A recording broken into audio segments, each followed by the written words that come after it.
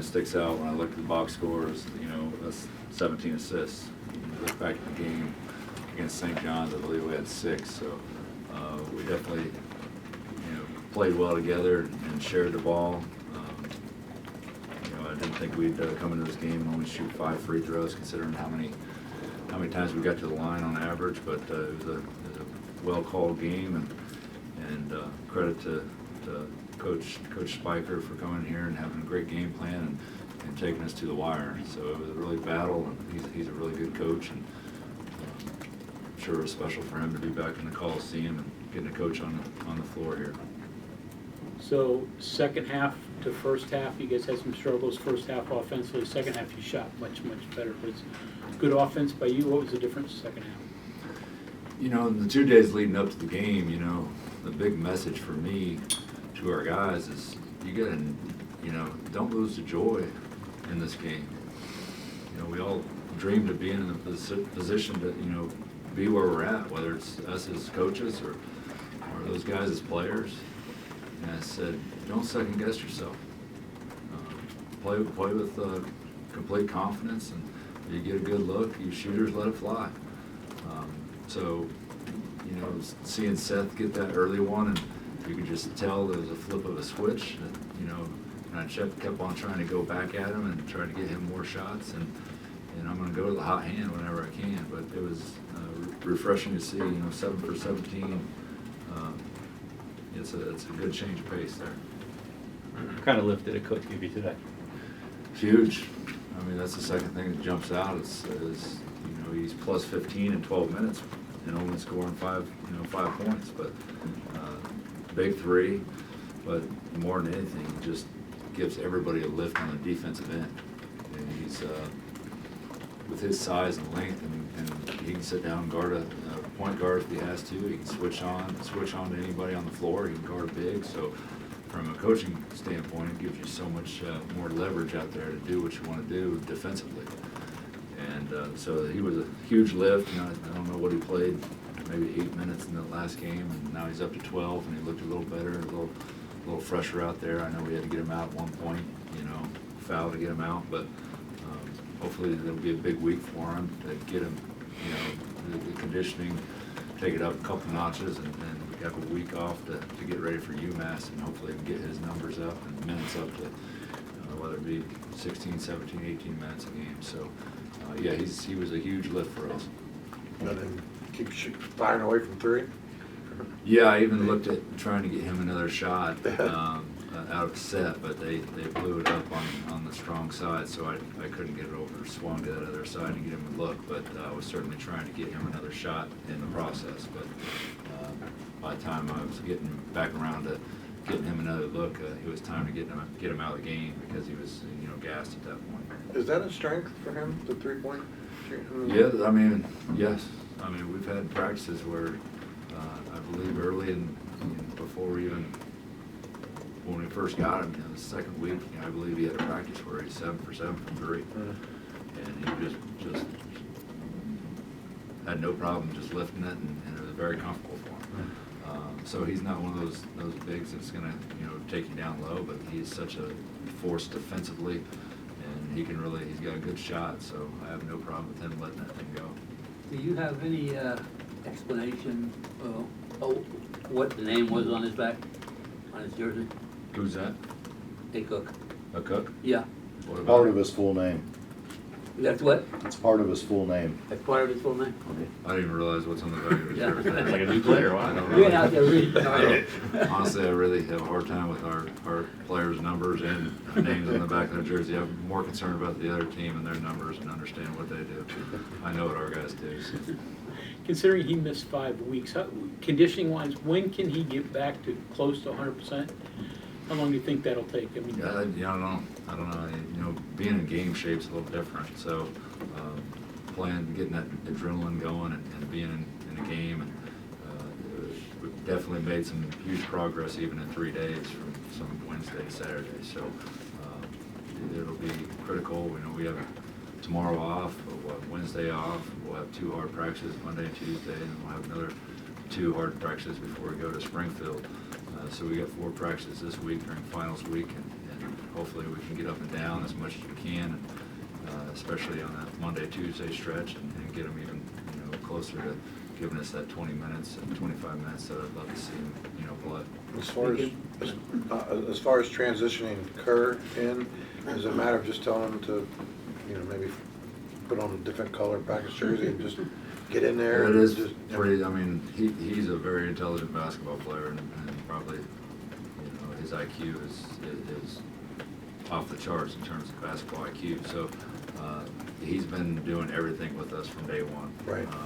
Now, a lot of it here recently has been on scout team, but he knows our plays, inside and out, and he can really be that coach on the floor. And I think, with him in the game, I think I've told you guys many times, Kobe's steady with it. He's done a great job at point, and he'll back up the point with Kerr in there.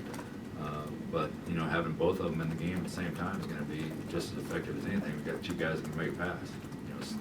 Look at his numbers today. Kobe was 6-to-1 assist to turnover ratio. And as a coach, there's so many opportunities. You're trying to figure out who's going to make the pass off the ball, especially when you're running sets. You're always asking that question. It's not always easy to put a point guard in a position to make that critical pass. So he usually starts the offense, and having another guy out there that can make an entry pass or whatever that may be is going to be crucial for us. Will it be an adjustment for the other 4 guys on the floor? Or? I think it's going to be a healthy adjustment. Yeah.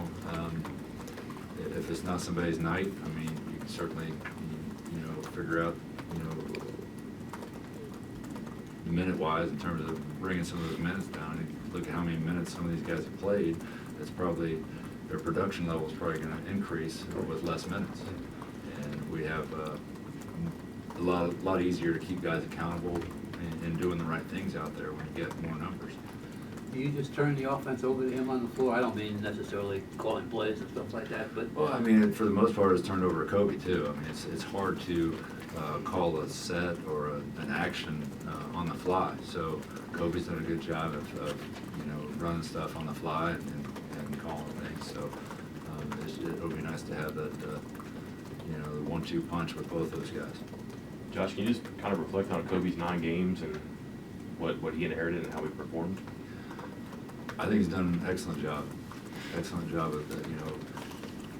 Nobody ever, when they brought him in here, looked at him as a pure point guard by any means. And he's done an amazing job for us over the 3 years, being that guy that can sit down and guard their best player. And he's got such good length and good footwork that that's going to be, just as valuable as anything to us to have them off the ball and put them in a position to guard their best player. It's hard to ask a guy to do that when he's running the point and playing 37, 38 minutes a game. So to have that luxury is going to be huge from a scouting perspective. And then the way you structured next week, it's different, it seems like, because your class schedule. So it's not like just follow the model from last year, but is it a little bit different? Something you're practicing more than I'm used to you guys practicing during finals week? I think it's pretty typical. Okay. We got a Saturday between games, and typically we have two days off in that week. So that's the time you can kind of hit the reset button. But we got a lot of work to do to get everybody acclimated. So get Cook back acclimated and getting him his game legs and get Kerr back in there working with first team. So we got a lot of work to do and leading up to a really good UMass team. It'll be special to get out there and go against Frank. I know I've worked with Frank in the past, and we go back to the K-State days. So it'll be a fun matchup at Springfield. In terms of Zach Spiker, I don't know how well you know him, but he obviously coming back home. You've been to K-State a lot. Is it different your first couple of times there? Do you think about it, or when the game starts, is it just a game? I'm sure he put a lot more thought into it leading up to it, and that's kind of the way it's been for me. But once you start, you throw the ball up in the air and you tip it off, you just kind of zone in. But I'm sure it was special for him. I think it's the first time he's been back to the Coliseum as a head coach, and I was quick to welcome him back home. I'm sure it was probably emotional for him being that he grew up in this building in so many ways, so it was great to have him back, and I respect the heck out of him. He's a really good coach, and he's done a fabulous job with that program.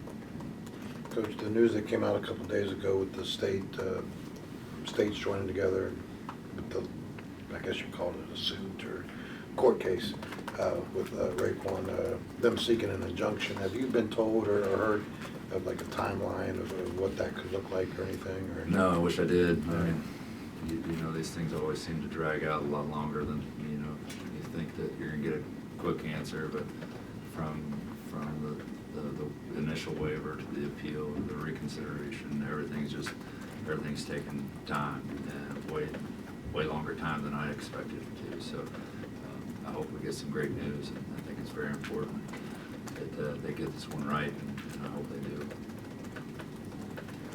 One more on that, Josh. When they come back with the appeal and they deny it, is that case closed and like you guys can't have any other conversations or? You can bring new information to the table and try to ask for reconsideration. Is that where you're at? You did say reconsideration, so Yeah. you actually have asked them to reconsider? Yeah, there's a reconsideration. Based on new info? In place, so it's up to them what they do with it. You in contact with any people in the portal? Yeah, So there's still a chance that, yeah, I mean, we're always working on trying to figure out what options there are out there, so. It's nice to see where a Cook is, so that gives us more depth, and we know Kerr's coming back, so more than anything, I'd just love for us to get the guys that we have now. So I'd be very happy if we had